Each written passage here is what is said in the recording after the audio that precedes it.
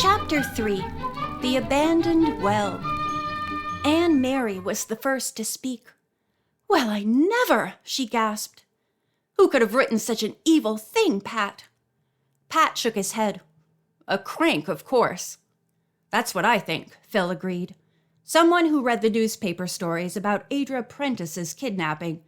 Anonymous letters from people who aren't quite right mentally generally follow any kind of publicity." "But," Marjorie objected, "all of that happened last year." "It makes no difference," Jimmy told her. "People use newspapers for lots of things besides keeping up with the news. They wrap china in newspapers, line shelves and drawers with them, for instance. Whoever wrote that dopey letter may have come across an account of Adra's kidnapping just the other day." Penny nodded. "Let's tear the ugly thing up and throw it away. Whoever wrote it probably won't ever bother us again." "Right." Jimmy tore the dirty sheet of paper to shreds and tossed them into the fireplace. Phil set a match to them, and they all watched the scraps burn away to ashes. "Well, that's that," Penny said. "As if anyone could scare us Allens away from the lodge." Then the meeting did break up, and 4 very tired, but not at all frightened Allens went upstairs to bed. The next morning, Jimmy's first job was to overhaul the old bus and the bronc. The bronc was an old station wagon that had seen better days. It had served the Allens well, but right now it sputtered and rattled and wheezed. The bus was a small truck and was used for a multitude of things. It hauled wood from the woods to the wood bin. It carted supplies from the town to the lodge, and Philip planned to use it for taking people on camping trips during the summer. Jimmy's favorite pastime was tinkering with cars, and he seemed to know the intricate mechanics of the 2 old vehicles better than any trained mechanic. While Jimmy was tinkering with the motors, Phil and Mal combed the nearby woods for timber. Some of it would be cut up into logs, which would blaze merrily in the huge fireplaces on cool evenings. The rest of it, Phil planned to give to Jimmy for his shack. Jimmy had picked a spot on the lake shore where he and the other boys could build a fire if they wanted. He also planned to build a little dock and rent a few rowboats. This was to be the bachelor's retreat. The Sire was in a bit of a bay with some large rocks along the shoreline that would make the dock construction simpler. Among the trees a little way back, there was a fairly open place where the shack could stand. When Phil and Mal had gathered quite a pile of wood, they called Jimmy down to view the spot. "Now all you have to do, Jimmy, is go to it," said Philip. "I can't wait until the other boys arrive to get started," he answered. "I'm going to start preparing the logs and lay the floor. Won't this be ideal?"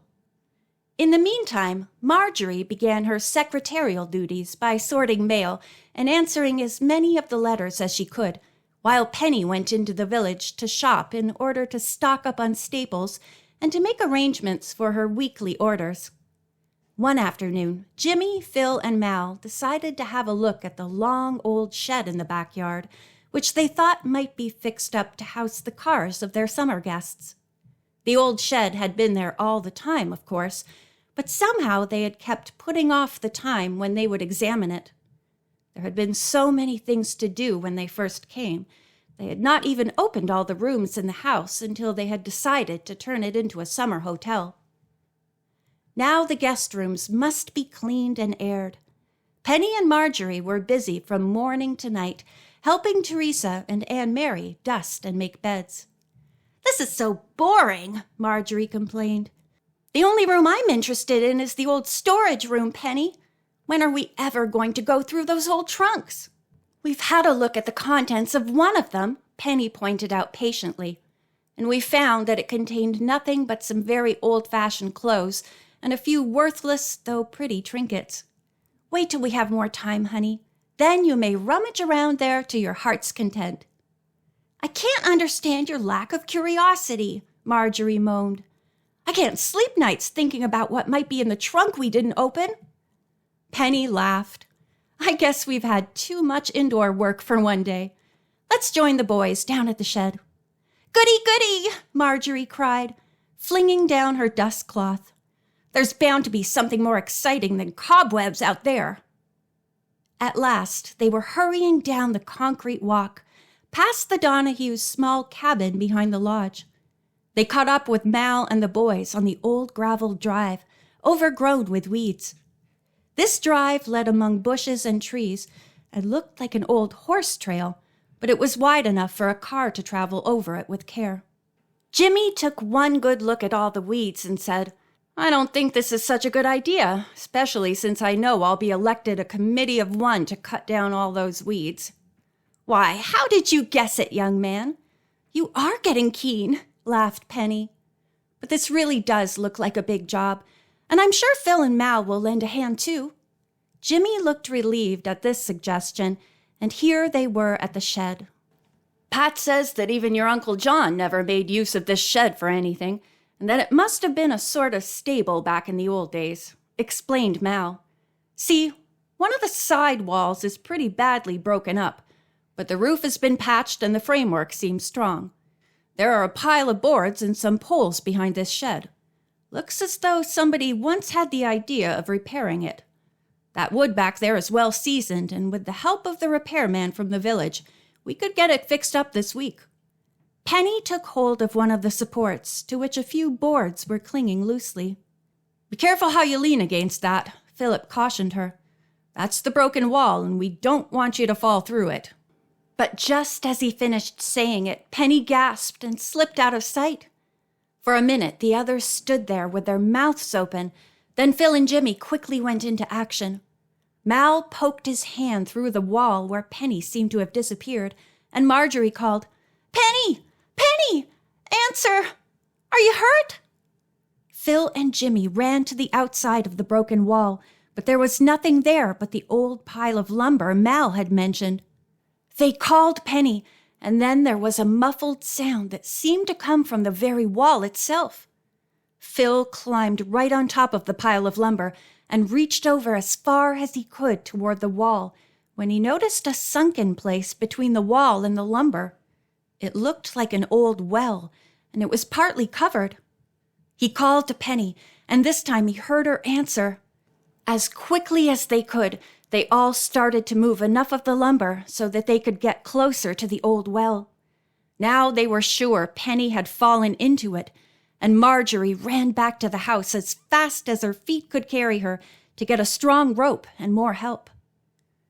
It seemed like hours, but it was only a few minutes before Phil and Jimmy were able to lean over the well and start calling down to Penny.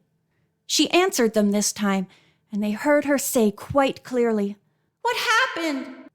"Phew," Jimmy gasped, clutching his forehead with relief. "You fell down an old well." "Are you all right, Penny?" Philip asked anxiously. "I guess so," Penny called back. "But it's so dark I can't see anything." "Don't worry," Phil said in a reassuring voice. "We'll have you out in no time." Marjorie arrived then with Pat, who had brought along a long rope. Marjorie was very near to tears. "Don't let Penny know you're frightened," Phil cautioned her. "Keep calling down to her in a cheerful voice to keep her courage up." Pat tied a big loop on the end of the rope. Then Mal lowered it into the well, and Phil called down instructions to Penny. Finally, the rope reached her, and she put the looped end around her waist and held onto it as tightly as she could with both hands while the men pulled her up. When, after what seemed an interminably long time, Penny's head appeared, Marjorie burst into tears. Tenderly, they lifted Penny out, and she immediately assured everyone that aside from being bruised and shaky, she didn't think she had any broken bones or other injuries. Anne Mary and Teresa and Kathleen had arrived on the scene with water and bandages, all of which were scorned by Penny, who said, "I did a foolish thing, and I deserved what I got. But now that I know I'm all right, you can all just forget about me. If you keep on making such a fuss, I'll feel like an idiot." Of course, they all ignored her pleadings and made her sit right down for a few minutes, while Anne Mary wiped her face with a cloth dipped in cold water. Then she examined Penny carefully to make sure that she could move her arms and legs without pain. The only real damage seemed to be to her appearance, which was quite ludicrous. Now that they knew she was safe, they had a good laugh about it. Penny's face and hands and hair were covered with cobwebs. Her dress was ripped and her shoes were sopping wet. When Phil asked her if there was any water in the well, she said she thought she had stood in water, and, of course, her wet shoes showed that she had. Then everybody went back to the house, and Penny took a hot bath, which Aunt Mary said would serve to relieve some of the aches and pains she was bound to develop later from such a fall. Phil and Jimmy were all set to go back and examine the well to see if it was still in good working condition, and if they could find the water source and perhaps get the well into good order. When they saw Penny looking her fresh, well-groomed self again, they went back, accompanied by Pat and Mal. "It beats me," Pat said. "I never knew there was a well of any kind on this property." "I've heard rumors," Mal said. "There's always been a lot of talk in the village about buried treasure in the bottom of an old, dried-up well around here." "I know," Pat said. "And from time to time when the house was empty, people who had no business trespassing came here and tried to find that well. Had a lot of trouble with prowlers," he told Phil. "Your Uncle John did. But nobody ever found a well." He stopped and stared at the hole. "Well, now here it is. And now I wouldn't be surprised at anything. I've lived around here all my life and never believed there was a well here. I think we should caution everybody to try and keep this a secret so we won't have any prowlers coming around. And we should get busy and try to dig up that old well to see if there really is any treasure there." "My gosh," said Jimmy. "Do you really think there's treasure there? What kind of treasure is it supposed to be, Pat? Were there ever pirates around here? Won't Alf and Brooke nearly die with excitement when they hear about this?" Phil smiled. "I'm afraid we can't let you say anything to them or anybody else until we investigate this thoroughly and see if there is any foundation to the rumor. I agree with Pat. Since we don't need the well for water, I think we should dig it up at once and solve this mystery of buried treasure." Jimmy was all for going right back for picks and shovels, so Phil let him go. Phil's curiosity was aroused, and he could understand Jimmy's enthusiasm. But Phil felt quite sure that they were not on the trail of buried treasure. "The lodge was supposed to be haunted," he said to Mal. "We proved it wasn't. Now we're about to prove that there's nothing of any value at the bottom of this old well." Jimmy came running back then with both hands full of an assortment of picks, shovels, and garden spades. They found that it was exceedingly slow work since they first had to move the pile of old lumber and debris that surrounded the old well. When they finally started digging, they found the stones that formed the well were impossible to move. Pat guessed that the old well had been there 100 years or longer. Jimmy suggested that they use dynamite.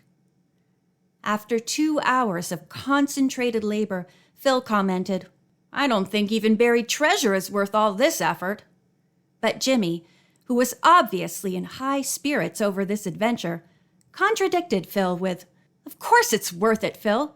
You wait and see what we find." Pat shrugged. "I'm not thinking you should set your heart on finding anything, my lad, because there probably won't be any treasure here, any more than the house was haunted last year." "Don't say that, Pat," countered Jimmy. "I'm not used to working like this without any compensation." "Not much," said Phil. "But all kidding aside, Jimmy, I think Pat is right. However, we're going to finish this job, if for no other reason than to keep anybody else from falling into it.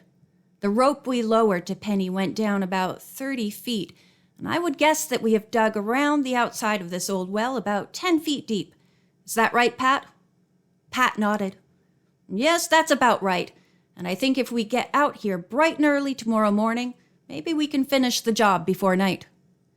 Very reluctantly, Jimmy joined the rest as they returned to the house to tell Penny and Marjorie of their progress. End of chapter 3.